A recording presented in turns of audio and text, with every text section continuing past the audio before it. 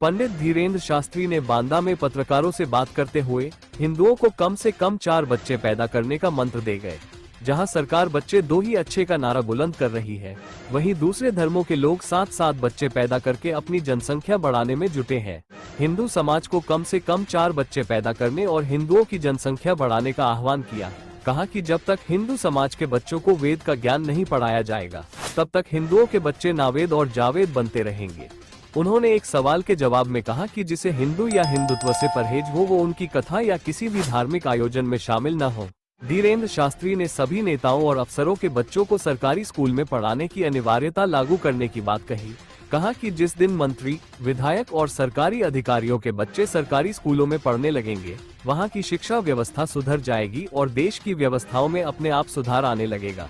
उन्होंने मौजूदा व्यवस्था पर तंज कसते हुए कहा कि इस देश में यह विडंबना है कि यहाँ दारू सस्ती और दवा महंगी है।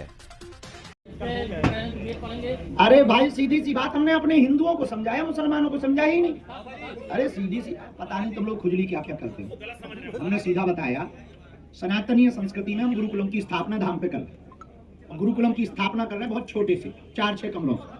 तो उन्होंने कहा कि क्या किया जाएगा, उनका वेद पढ़ाए जाएंगे। बोले वेद क्यों पढ़ाए जाएंगे? हमने सीधा सा जवाब पत्रकारों को दिया कि हमारे हिंदुओं के बच्चे जावेद और नावेद ना पढ़े बने, इसलिए हम वेद पढ़ाए। अब क्या गलत कह दिया? 100 का सीधा सिद्धांत कह दिया। अब किसी को इसमें मिर्चा लग रहा है तो बेटा हम बनने वाले। बांदा और आसपास के जिलों में युवा भारी मात्रा में पलायन कर रहा है, तो क्या आप दिव्य दरबार के माध्यम से सरकार और युवाओं को कोई संदेश देना चाहेंगे? देखिए, 5 दिन की कथा है, दिव्य दरबार 1 दिन का है।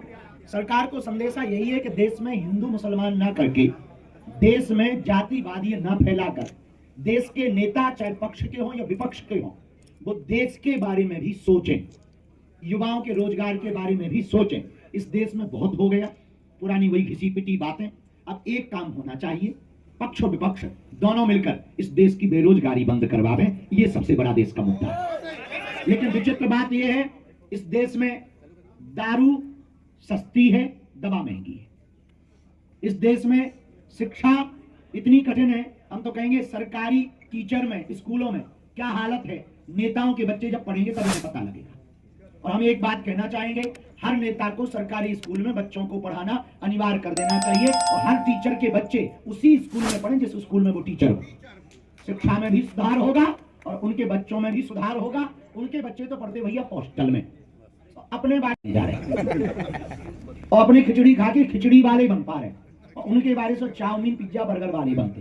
तो हम यही चाहते हैं इस देश में शिक्षा नीति में सुधार हो, लेकिन उसके लिए सरकार भर का कदम नहीं हो सकता। हम लोगों को भी वो कदम आगे बढ़ाना पड़ेगा। हमारे कहने भर से देश में बदलाव नहीं होना है। प्रत्येक व्यक्ति को ऐसी विचारधारा से भरपूर होना पड़ेगा, तभी प्रदेश में, उत्तर प्रदेश में बदलाव होगा, तभी मध्य प्रदेश में बदलाव होगा, तभी देश में बदलाव। ये दुर्भाग्य की बात है कि बांदा का युवा पलायन कर रहा है। हम प्रार्थना करेंगे कि युवाओं, बहुत से रास्ते ऐसे हैं, उन रास्तों पर चलना प्रारंभ करो, अपना खुद का मार्केट बनाओ, खुद के बिजनेस पर आओ। भगवान ने चाहा तो तुम्हें बांदा में जाने की आवश्यकता नहीं, बांदा ही एक दिन युवाओं को यहाँ पर प्रेरित करके बुलाएगा।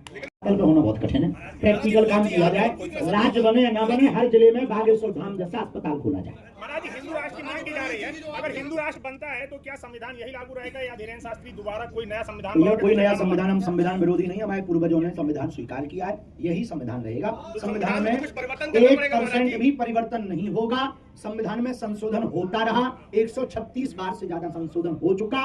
1-2 संशोधन यदि होवे भी, सेकुलरिज्म वाला जरूर संशोधन होगा। संविधान को बदलने की आवश्यकता नहीं है। संविधान यही रहेगा, यही चलेगा। और जो संविधान को मिटाने की, संविधान को बदलने की या डॉक्टर भीमराव अंबेडकर पर टिप्पणियां करते हैं, हम एक बात बहुत अच्छे से कह सकते हैं, कहीं ना कहीं ये कुंचित और छोटी मानसिकता की विचारधारा है। संविधान हम सबके पूर्वजों ने स्वीकार किया, तो हम लोगों का भी वो दायित्व है। सनातन धर्म में रहते हुए क्या कहा? 100 की बात ये है भैया, यहाँ पर सनातनी परंपरा की कथा हो रही। हम हिंदू मुसलमान करने नहीं आए, मुसलमानों को आना है तो स्वागत है, बुराई नहीं है, आओ तो वेलकम। तुम्हारा घर है, पुराना घर है, जान पहचान का घर है, आना है तो कोई बुराई नहीं है। लेकिन यदि तुम्हें हिंदुत्व से परहेज हो तो तुम्हें आने की जरूरत क्या है? घर पे ही टीवी में हमारे प्रवचन सुनो। हम ऐसा शीशा भरते हैं बेटा प्रवचनों में ही कि तुम घर पर ही फुदकोगे। दूसरी बात, हम जब काबा नहीं जा रहे तो तुम बाबा के यहाँ क्यों आ रहे? सनातनियों से प्रार्थना है, खासकर हमारे प्रति भी सोच समझकर अपना भरोसा, सोच समझकर अपनी श्रद्धा अर्पित करें, ताकि बाद में हिंदुओं को फिर से पछताना ना पड़े, पीछे समझ करें। महाराज जी, आप आरक्षण नहीं होना चाहिए। शेष चर्चा बाद में।